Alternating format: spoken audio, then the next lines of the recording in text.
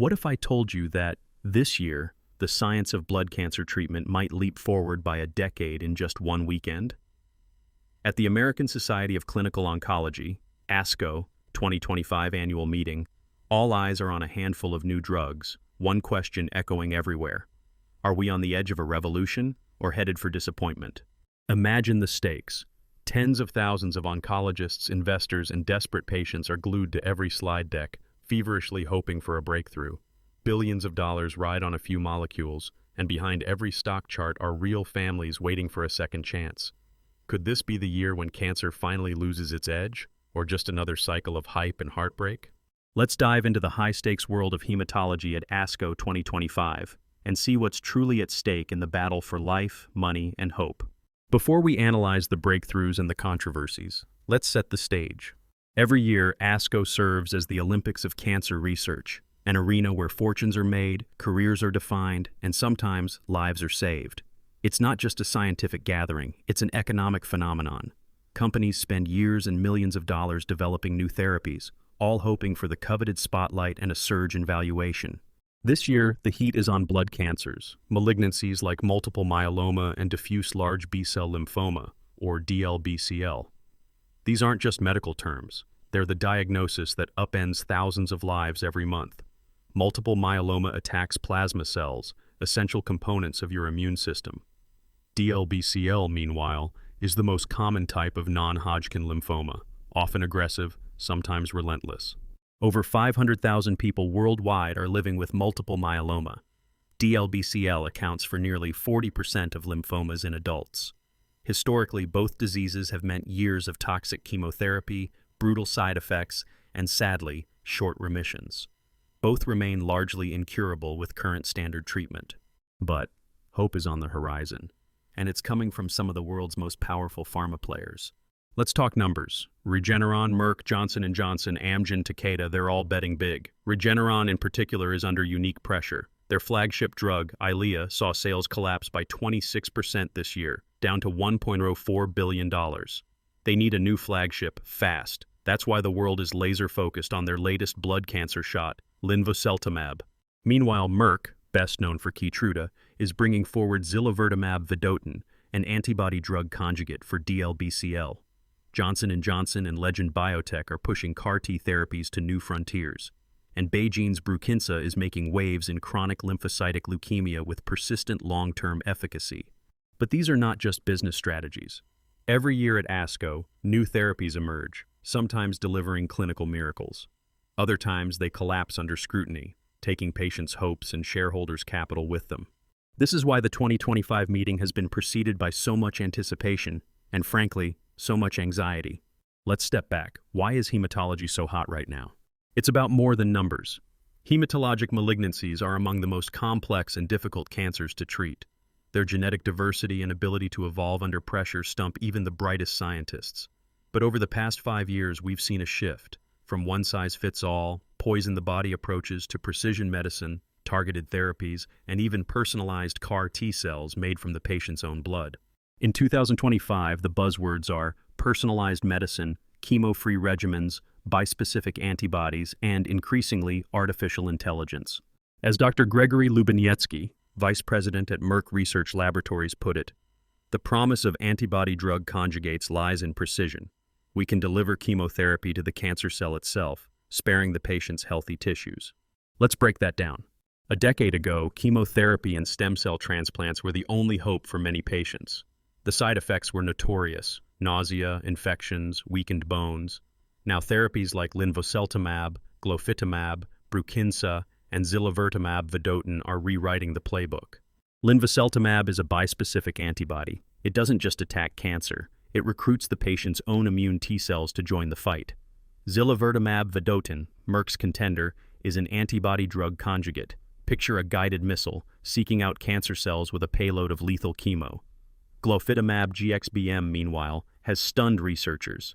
In a study, it achieved complete responses in 39% of relapsed or refractory DLBCL patients. That's nearly 4 in 10 patients with no other options. For a disease where survival after relapse often means mere months, these numbers are electrifying. But not every patient responds. DLBCL, for example, is notoriously heterogeneous. According to Caroline Helwick, a seasoned oncology analyst, some subtypes just don't play by the rules. You can throw the best new drug at them and nothing sticks.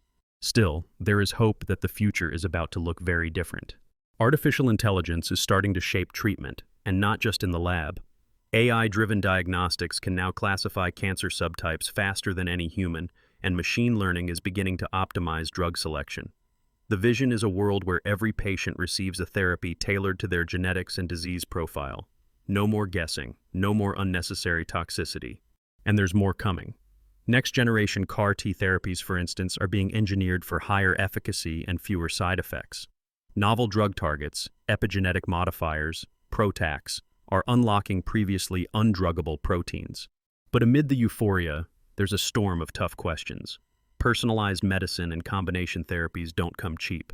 Some of these new drugs are predicted to cost upwards of $500,000 per patient per year. Insurance companies and healthcare systems are already buckling under the weight of standard cancer care. How will they cope with the tsunami of new, ultra-expensive, personalized therapies? Even more troubling, for every promising result, there's a risk of overhyping or misinterpreting early data. The hopes of patients and families, sometimes their lives, can hang on a few percentage points in a study. A single failure or safety scare at ASCO can wipe out billions in shareholder value overnight. It's a high-wire act, and not everyone makes it across. James O. Armitage, a leading authority in lymphoma treatment, warns, for DLBCL patients with the activated B-cell subtype, polatuzumab vedotin should be prioritized, but outside these specific cases, evidence is still emerging. We have to be cautious. Sometimes what looks like a miracle is just a mirage. Let's zoom in further. Regeneron's linvoseltamab is one of the stars of this year's show. It's not just another antibody. Its ability to simultaneously bind two different proteins is designed to marshal the body's own immune army against myeloma cells. Early data seem promising. In initial trials, patients who had failed every previous treatment showed robust responses, some even achieving full remission. But early success doesn't guarantee long-term survival or safety. Last year, a similar treatment soared on headlines, only to crumble when rare toxicities emerged during widespread use, derailing the entire company's stock. Meanwhile, Merck wants to replicate its Keytruda success story with zilovertamab vedotin. By fusing a toxin to a cancer-targeting antibody, they hope to deliver chemotherapy precisely where it matters, while sparing healthy cells. If the data at ASCO are as good as rumored, Merck could instantly disrupt the current standard of care for DLBCL, an industry worth billions annually. At the same time, BeiGene's Brukinsa is quietly dominating the landscape for chronic lymphocytic leukemia. Its long-term durability is giving hope to patients who used to run out of options in just a few years. The shift towards combination therapies, pairing these new agents together or with existing drugs, could further extend lives, but at the risk of unknown side effects and runaway costs. But even as companies race to the podium to unveil their latest results, there's a sense of unease. The pressure is immense. Regeneron badly needs a win to replace its declining sales. Venture capital is pouring into next-gen biotech startups, hoping to buy a ticket to the next blockbuster. Meanwhile, patients and advocacy groups are demanding transparency and access, fearing that miracle drugs will remain out of financial reach for most families. And there's a deeper concern hovering over the entire field. Are these breakthrough drugs really game changers for everyone, or are they just incremental improvements with spectacular price tags? For every survivor's testimony, there's a patient who saw little benefit or who faced ruinous bills. This is where the conflict sharpens. The world stands on the brink. Will the therapies emerging at ASCO 2025 spark a moon landing moment for blood cancer, or a new era of medical inequality, hype, and unsustainable healthcare spending? As the big players unveil their critical trial data, every detail is scrutinized. Did Regeneron's linvoseltamab deliver durable remission, or are the risks too great? Will Merck's zilovertamab vedotin live up to its guided missile promise? Are the combination therapies the golden ticket, or a Pandora's box of side effects and bankruptcies? And what about the role of AI and machine learning? Will these technologies truly revolutionize diagnosis and treatment selection? Or will the complexity and cost of precision medicine widen the gap between rich and poor, between headline results and reality at the bedside? In the next segment, we'll break down the key trial results, the financial stakes, and the ethical dilemmas, examining who wins, who loses, and what comes next. But for now, consider this. When the world needs hope the most, can the latest science deliver? Or are we witnessing the rise of miracle drugs that only the privileged few can access, while the rest are left behind? So what will the unfolding drama at ASCO 2025 truly mean for patients and the world? Let's look beyond the headlines and into the future that's taking shape before our eyes. Imagine yourself on the front lines of this transformation. After years where progress in blood cancers felt incremental, there's now a surge of innovation, a race not just for profits, but for lives. But as the curtain lifts on the main stage of the ASCO meeting, two competing narratives are in play. On one hand, there's a thrilling promise. For the first time, some of the most stubborn blood cancers may no longer be a certain death sentence. On the other, there's the sobering risk that only a privileged few will see these breakthroughs, leaving the majority still shut out by cost, access, or geography. Regeneron's linvoseltamab, Merck's zilovertamab vedotin, and new contenders like bispecific antibodies and next-generation CAR T-cell therapies are offering glimmers of hope for patients with relapsed and difficult-to-treat forms of multiple myeloma, DLBCL, and even chronic lymphocytic leukemia. These are not just incremental drugs, they are part of a wider wave. Artificial intelligence is rapidly enhancing how doctors diagnose cancer and choose the right therapy, personalizing medicine more deeply than ever before. But with every leap forward come new dilemmas. Here's an uncomfortable truth. The average list price for a new targeted therapy today can rival the cost of a family home. One leading oncologist at ASCO, Dr. Caroline Helwig, summed up the moment this way.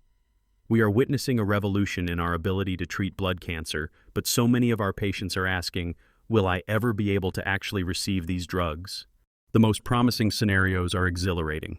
Imagine a future where AI pinpoints the precise cocktail of therapies for every individual, where chemotherapy is replaced by smart, targeted molecules and side effects are drastically reduced. A future where even the most resistant cancers are outmaneuvered by the immune system, retrained with CAR T-cell engineering. Companies like Regeneron, J&J, Legend, and BeiGene are pushing this frontier.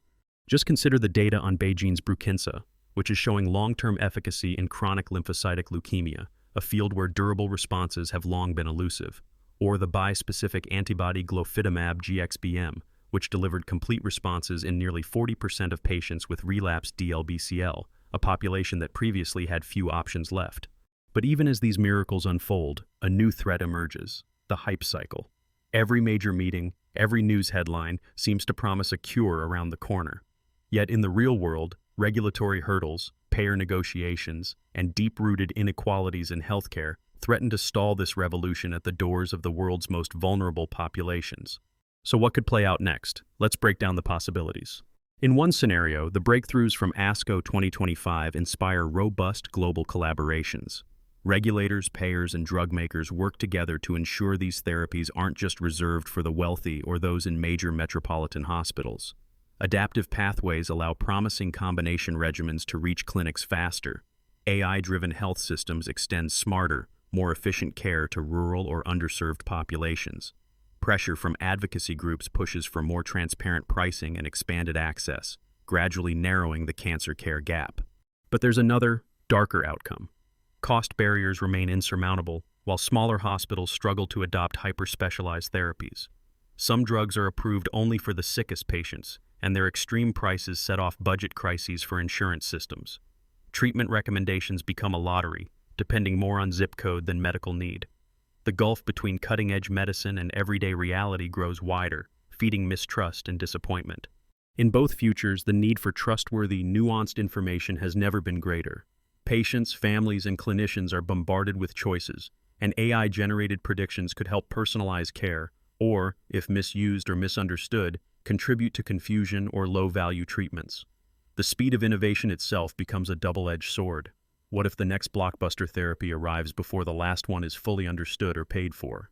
As Dr. Gregory Lubiniecki from Merck puts it, antibody-drug conjugates are pushing the boundaries of what's possible, but our responsibility is to bring these advances to everyone, not just a select few. Now let's bring this home. What can you, a patient, a caregiver, a healthcare professional, or simply an informed citizen, do with this knowledge? First, be skeptical of headlines that promise instant cures. Demand details. When you read about a 40% response rate in a new therapy, ask, in what patients? For how long? What was the cost? Not just in dollars, but in side effects and quality of life. The ASCO meeting releases mountains of data, but much of the most important information is buried in the fine print. Second, embrace the power of informed advocacy. Every patient's story is unique, and navigating the new world of blood cancer care means asking tough questions and sometimes pushing for access to clinical trials or expanded use of promising drugs. Many patient advocacy organizations can help guide you through this maze, and collective pressure can change policy faster than you might imagine. Third, recognize that medicine is moving toward a more personal, data-driven era. If you or a loved one faces blood cancer, talk to your care team about molecular profiling, eligibility for new therapies, and the availability of AI-driven decision support. Ask if your local center is part of a network or alliance that can offer access to the latest regimens. Finally, help spread the conversation. The more people understand the real opportunities and real threats emerging from meetings like ASCO 2025, the more likely we are to build a system that serves everyone. Use your platform, however small, to share clear, accurate information with others. So, circling back to our central question, will the new data from ASCO 2025 deliver a true breakthrough in blood cancer care, or will it only deepen the inequalities that already haunt the system? The answer, at least for now, is both. We are witnessing the dawn of a new era in oncology, and the headlines coming out of ASCO 2025 are not just hype. Behind the buzz, extraordinary science is reshaping the landscape for patients who once had no hope. These advances are real, and for some, life-changing. Yet the revolution remains incomplete. Unless we confront cost barriers, streamline access, and insist that AI and novel drugs are harnessed for equity and not just for profit, these miracles risk becoming the privilege of a lucky few. But the secret fact is this: every major advance in cancer history, from chemotherapy to targeted therapies, was once out of reach for most. Over time, through advocacy, relentless research, and social pressure, what was once unthinkable can become standard. The same story is possible with today's blood cancer breakthroughs. Your role matters. The future will be written not just in labs and boardrooms, but in living rooms and community clinics wherever people demand better care for all. If you found this deep dive valuable, share it with someone you care about or who might need hope right now. Tell us in the comments, what question would you ask the experts at ASCO? Do you believe the future of cancer care can become fair, or are we heading toward deeper divides? And don't forget,